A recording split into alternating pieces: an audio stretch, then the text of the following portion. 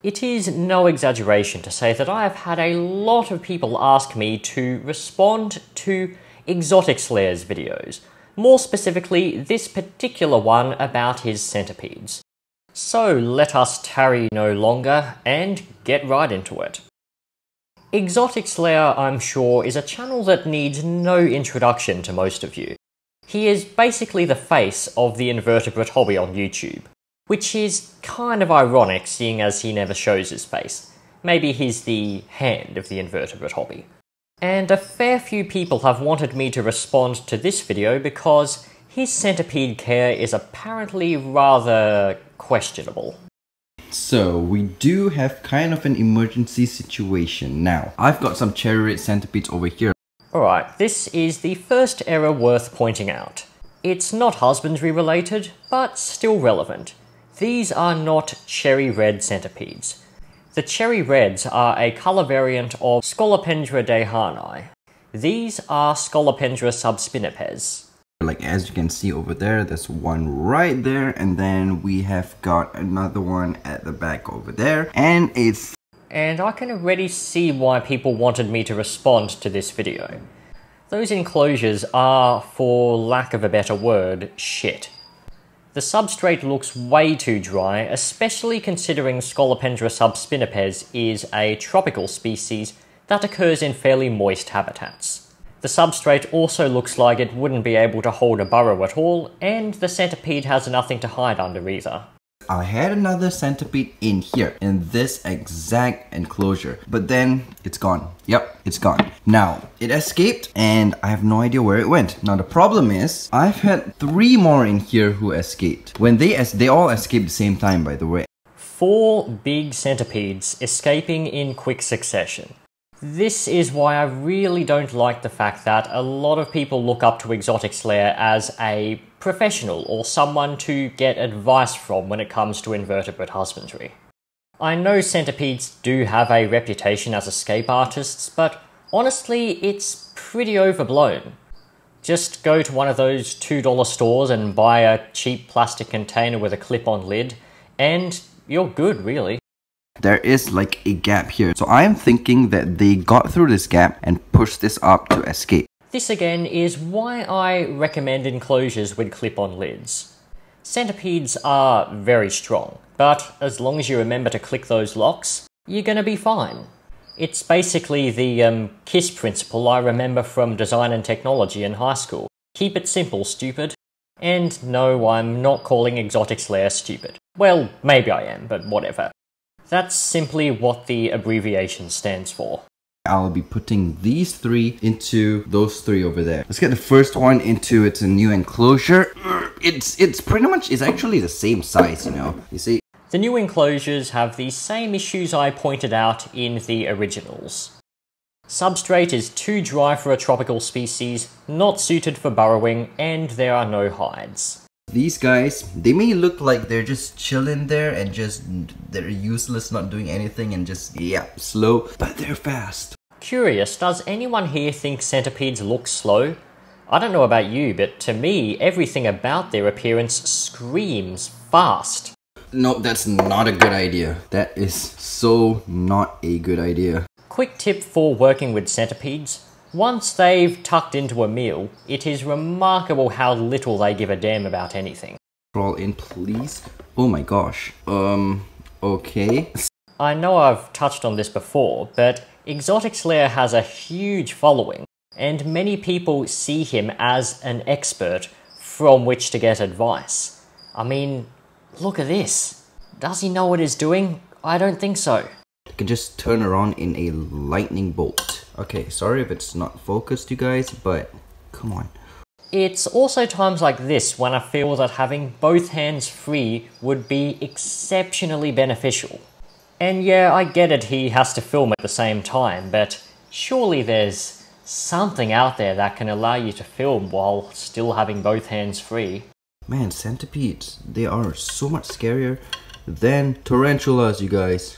I don't know if it could just be because I got more experience with centipedes than tarantulas, but I've always felt that some of those old world arboreals like Stromatopelma calceatum sound a good deal scarier than any centipede.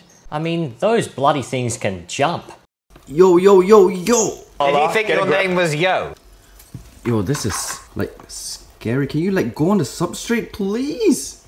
If he'd given the centipede a half-decent enclosure, at the very least with something to hide under, then chances are the centipede would have run beneath said shelter very quickly, thus saving this bloke a lot of trouble and a lot of time spent yelling yo yo yo yo bro at his centipede. Though let's face it, I'm really not one who should be picking on someone else's humour in their videos, when my own sense of humour is basically limited to fat-shaming funnel webs and imitating Jimmy Carr's laugh. Ha ha ha ha ha ha! No, you're not coming out, dude. You are not coming out. Mark down the day Exotics Lair turned into someone's homophobic dad. Let's go for the second one. This one... Okay, let's see how this goes. Man, these guys. I don't even know why I keep them, because I'm so scared of them. But, I mean, stuff you gotta do. Stuff you gotta do? What do you mean? No one is forcing him to keep centipedes. This is a gripe I have with a lot of the bigger exotic pet-related channels. They'll just get an animal because their subscribers think it'll be cool, without any regard for whether it's actually within their experience level or something they're remotely comfortable with, and they end up forcing themselves to take care of something that they're not fit to take care of. Now, I love centipedes, but I fully understand that they are not for everyone. And that is okay, because not everyone has good taste. So, long story short, if you're scared of something, then don't force yourself to keep it. Alright. Whoa. Okay. Go. Get in. Get... Oh, no, no, no, no. Oh! Yo, yo, yo! Poking a centipede from behind is unlikely to end very well. You stand a pretty good chance of freaking them out like what happened in this video. Generally, I would always recommend that you first approach a centipede from the front. They seem to be more relaxed when they know what's touching them. Please cooperate, man. Begging a centipede to cooperate in complete futility? Join the club. Little word of advice, it seldom works. Presumably because they can't understand English. Yes, yes, yes, yes, yes! Get in! No, no, no, no, no, no, no! Dumping an already agitated centipede into a shallow enclosure with no hiding spots when you don't even have the lid ready. Need I say that he had that coming? Oh my gosh, that is not good, dude. Alright, now you stay in. Please, please, please, please, stay in, my gosh. Oh, God. Remember when I said you shouldn't force yourself to keep animals you're uncomfortable with just because your viewers might think it's cool? Well, this is why. When you're working with centipedes, it is inevitable that something like this is going to happen somewhere down the line. If you've been subscribed to me for a while, then you may recall a particularly hectic video of mine where I rehoused some juvenile tiger form ethmostigmus rubberipes. Yes, it's always the bloody tiger forms that mess up for me. And it was basically the epitome of Murphy's Law. What am I getting at? Well, in the eventuality that something like this occurs, you need to be able to keep a level head in order to alleviate the situation as quickly and effectively as possible. If you're freaked out by centipedes and simultaneously trying to film the whole ordeal one-handed, you're making the event of an escape much more likely and much more problematic than it would otherwise be. Man, the problem is, if they escape, they can go through the gap over there. So, if it goes in there, then I guess there's really nothing I can do, to be honest. Well, look, if he's worried about it going into his hole, then... Oh, that was a very bad choice of words on my behalf. If he's worried about it entering his slot, then... No, that's even worse. If he's worried about the centipede seeking shelter within the crack in the wall, then maybe don't do the rehouse right next to it. Or block it up, or something. No, freaking... Okay, look at how crazy these guys are. Said it before, and I will say it again. Had the centipedes been given some sort of shelter in their enclosures, this whole rehouse would have probably been so much less chaotic. they'd just scurry under their hides and no more issues. Oh yeah, and the other centipede, the one that's over here, this one's doing absolutely perfect as well, so yeah. The more I look at those enclosures, my god, that is like pet store level care. And the worst part is, those centipedes are probably going to give him issues every time he takes the lid off. Since they've got no shelter available, if they were to be disturbed, their only option would be to bolt. If you see this guy, he looks like he is on steroids. Wait till you see the South American centipedes, then tell me that guy looks like it's on steroids. And I think we're going to end this video right here.